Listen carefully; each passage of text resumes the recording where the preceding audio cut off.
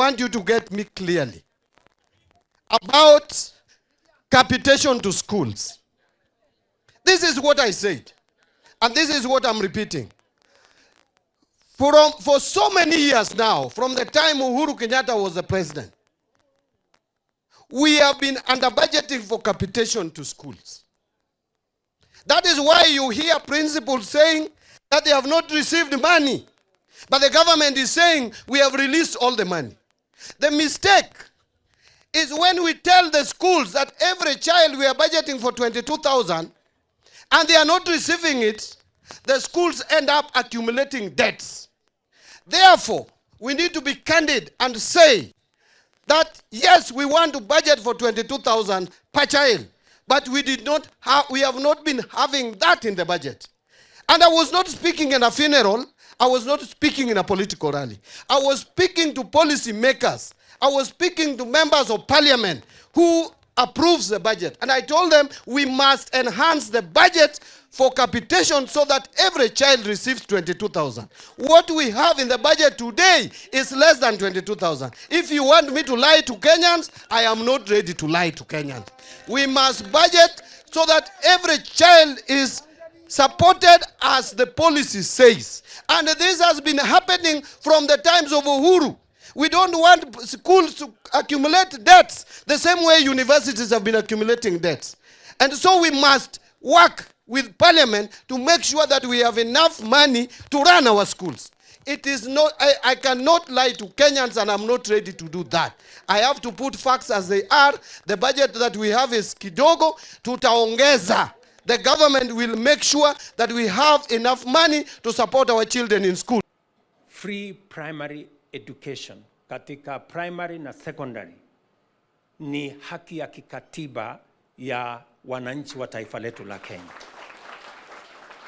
Na tumehakikisha ya kwamba in the last 2 years tumefanya mambo kadhaa to make sure that education is truly universal and truly accessible.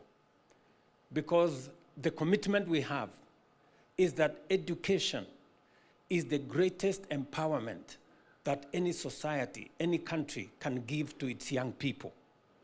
And that is why education must be affordable, must be accessible, must be of good quality, and must be relevant.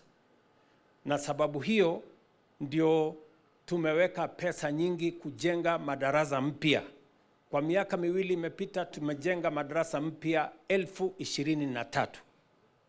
Hapa Nairobi peke yake niliwapatia wabunge wa Nairobi bilioni 1 kujenga madarasa mpya hapa Nairobi.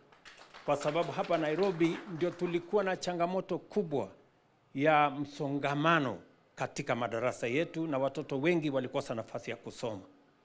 Vile vile tumekubaliana ya kwamba mambo ya masomo katika university tumeongeza pesa ili tuhakikisha kwamba ile new funding model inahakikisha hakuna mtoto wa Kenya anawachwa nyuma, wapate wote nafasi ya kusoma.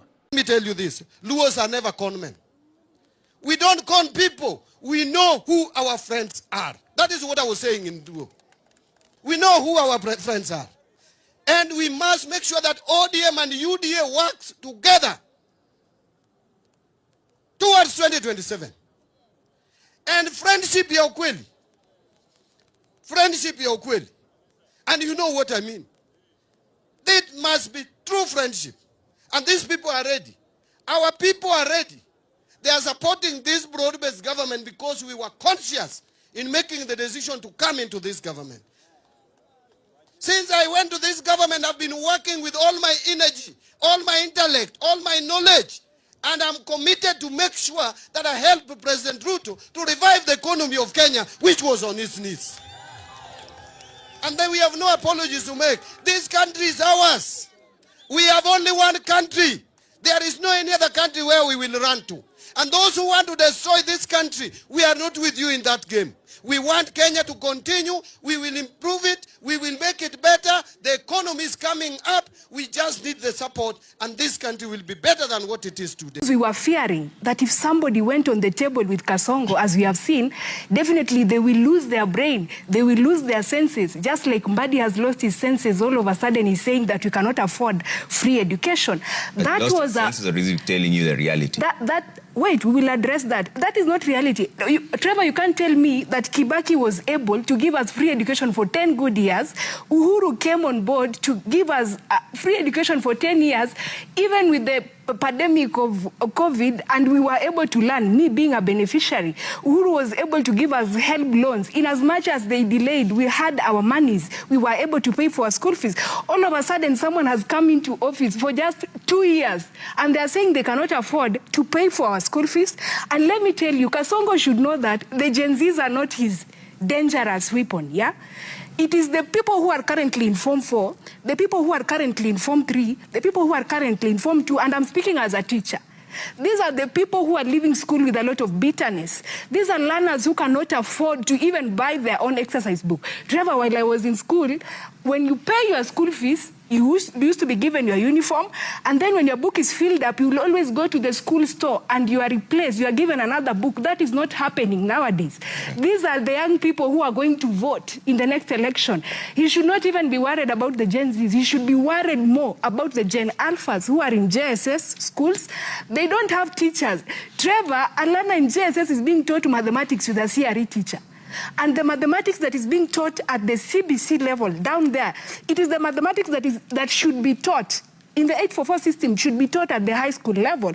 That mathematics is being taught at the JSS level, and it is being taught by a CRE teacher who did not do mathematics and did not have passion for mathematics. Okay. What kind of learners are we bringing on board? And you know, these learners, their parents are telling them, during Kibaki's time, we used to learn for free.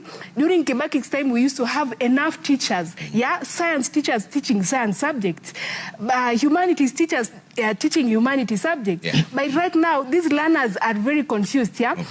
And president should be more worried about them.